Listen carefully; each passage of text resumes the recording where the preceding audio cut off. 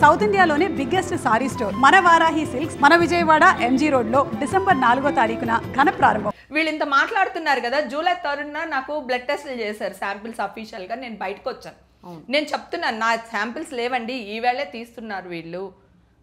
ఇంకా ఈ టెస్టులు రావడానికి, రిపోర్ట్లు రావడానికి 15 days పడుతుంది, మీరు ఫేక్ న్యూస్లు వేయకండి అని చెప్పి పోలీసులు అందరూ నా పక్కన ఉన్నాడు. అప్పుడే హాస్పిటల్ నుంచి వస్తున్నప్పుడు, బెంగళూరు హాస్పిటల్, గవర్నమెంట్ హాస్పిటల్ నుంచి బయటకు వచ్చినప్పుడు నేను మాట్లాడితే వీళ్ళు కూడా అరే పాప మా అమ్మాయి అలా చెప్తుందని ఒక్కడు ఆలోచించలేదు తెలుసా. అసలు ఏం మాట్లాడారు తెలుసా? ఓవర్ యాక్టింగ్ చేస్తున్నా హేమ, బొక్కాయిస్తున్నా హేమ, బొక్కాయిస్తున్నానా, అది నా ఫీలింగ్ బై, నా బాధ, నా ఆక్రోశం.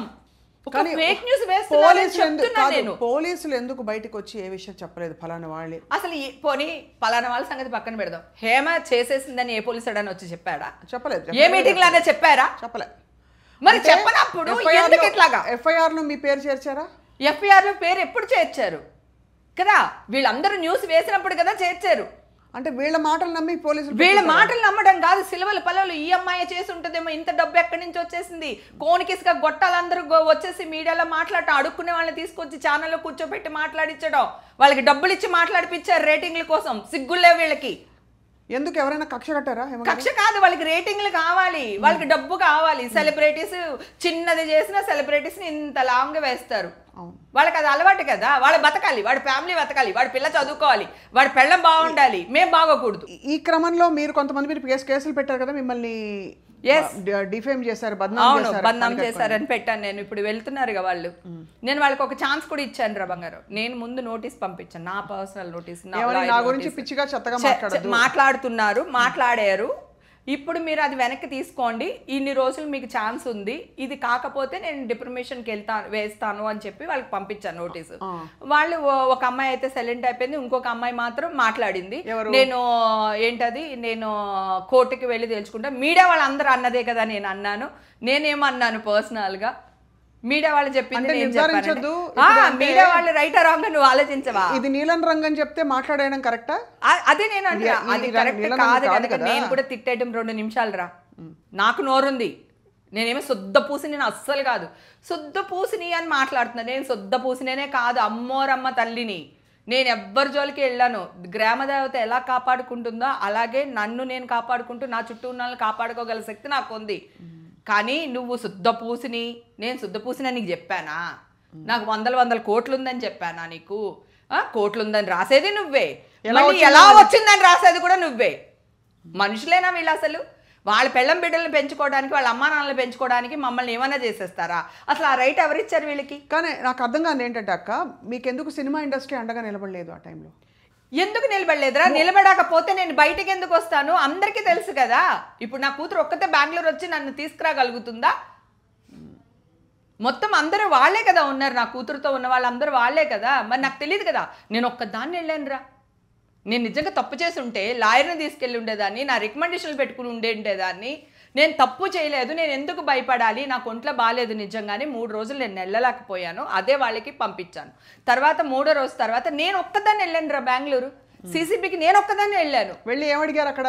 వాళ్ళు అడిగారు ఏంటి, ఎన్ని గంటలకు వచ్చారు, ఎన్ని గంటలకు వెళ్ళారు, మీరు డ్రగ్స్ తీసుకోలేదు అంటున్నారు, ఎవరైనా కలిపి ఉండొచ్చు కదా, ఏదన్నా జరిగి ఉండొచ్చు కదా, మీరు ఎలా అలా చెప్తారో అది ఇదని అడిగారు. నేను చెప్పాను లేదు సార్, వాళ్ళందరూ నా అన్న తమ్ముళ్ళు, నన్ను చాలా బాగా చూసుకుంటారు, వాళ్ళు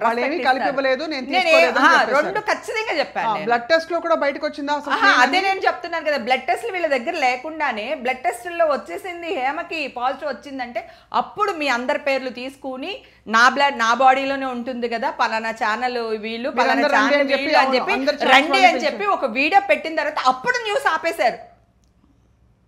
నేను బయటకు వచ్చి ఒక వీడియో రిలీజ్ చేసే వరకు వాళ్ళు ఇష్టం వేస్తూనే ఉన్నారు. నేను వాయిస్ మాట్లాడుతుంటే వాయిస్లు వేసేస్తున్నారు.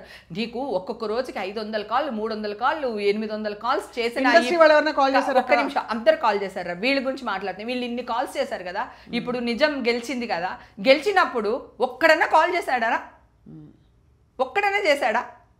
ఏమా గెలిచారంట కదా అని నేను అందరికీ గ్రూపుల్లో పెట్టించాను, నీలాంటి వాళ్ళతో సోషల్ మీడియా వాళ్ళకి పెట్టించాను, మీడియా వాళ్ళకి పెట్టించాను, అందరికీ పెట్టించాను. నేను ఒక వీడియో రిలీజ్ చేశాను, మరి నా పాత రీల్స్ అన్ని రిలీజ్ చేసిన వీడియోస్ అన్ని బూతులు చేసి వేస్తారు కదా, మరి ఇప్పుడు అవన్నీ తిప్పించాలి.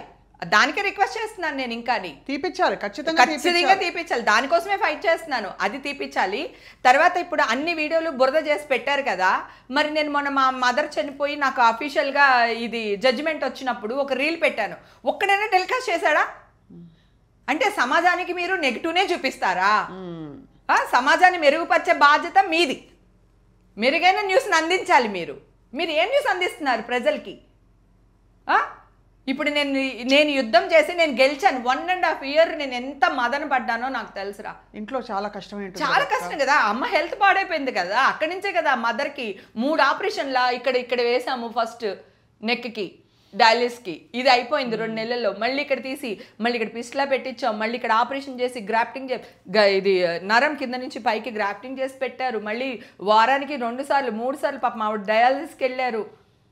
ఇప్పుడు నేను వాదిస్తున్నాను, నేను నిర్దోషినని అమ్మకి తెలుసు, కానీ ఇంకా మీడియాలో రాలేదు. ఇదే మీడియా వాళ్ళు అప్పుడు నేను పెట్టిన వెంటనే రియాక్ట్ అయ్యి ఉండుంటే అట్లీస్ట్ అమ్మ అరే నా పిల్ల మంచిగా అయిపోయిందిరా బా దేవుడా అని చెప్పి కొంచెం రిలాక్స్ అయ్యి ఉండేవాళ్ళే కదా. ఇంకొన్ని రోజులు మా అమ్మ బతుకుండేది కదా. వీళ్ళకి ఎవరిచ్చారండి మా మీద హక్కు? నా శరీరాన్ని నమ్ముకోవడానికి మొన్నటిదాకా నాకే హక్కు లేదు. ప్రాస్టిట్యూషన్ చేసే హక్కు ఎవరికి లేదు. ఈ మధ్య కాలంలో రైట్ వచ్చింది కదా. సో మా మీద మీరు న్యూస్ వేసుకుని బతికే అధికారం మీకెవరిచ్చారు? అంటే మంచి చెడు మా పిల్లల గురించి వేసేస్తారు, మా పెళ్ళాల గురించి వేసేస్తారు, మా మొగుళ్ళ గురించి వేసేస్తారు. వీళ్ళకి ఎవరిచ్చారు రైట్? మేము సెలబ్రిటీ అయితే వీళ్ళకి రాసిచ్చామా? మా బతుకంతా మీది, మీరు వేసుకుని మీ పెళ్ళం బిడ్డల్ని పెంచేసుకోండి అని చెప్తామా మనం?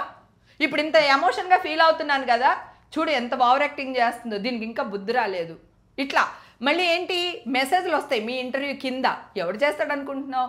ప్రతి ఛానల్ వాళ్ళకి 100 యూట్యూబ్ ఛానల్, 100 యూట్యూబ్ ఛానల్లో 1,00,000 మంది పనిచేస్తారు. ఆ 1,00,000 మంది ఫేక్ అకౌంట్లు పెట్టుకుని మెసేజ్లు పెడతారు. అవును, ఒరిజినల్గా ఉన్న నా అన్న తమ్ముళ్ళు, నా అక్క చెల్లెళ్ళు ఎవరైతే ఉన్నారో నన్ను అభిమానించే మా వాళ్ళు ఎవ్వరు పెట్టారు. మీరు మెసేజ్ మీద క్లిక్ చేసి చూడండి, 0 followers ఉంటారు వాళ్ళకి. అవును, అంటే వాళ్ళ అకౌంట్ క్రియేట్ చేసేది చెత్త కామెంట్లు పెట్టడానికి, లేడీస్ మీద ముఖ్యంగా. అది అవును, చాలా మంది దరిద్రులు తయారయ్యారు. అవును చూసాము.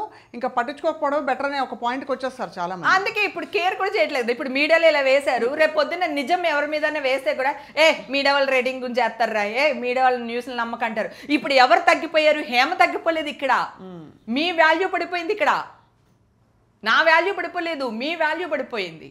నన్ను పెద్ద సెలబ్రిటీని చేసేసారు. ఇంటర్నేషనల్ న్యూస్లో కూడా వేసి సెలబ్రిటీని చేస్తారా? ఒక్కడు కాదు, ఒక్కడు ఆలోచించలేదురా.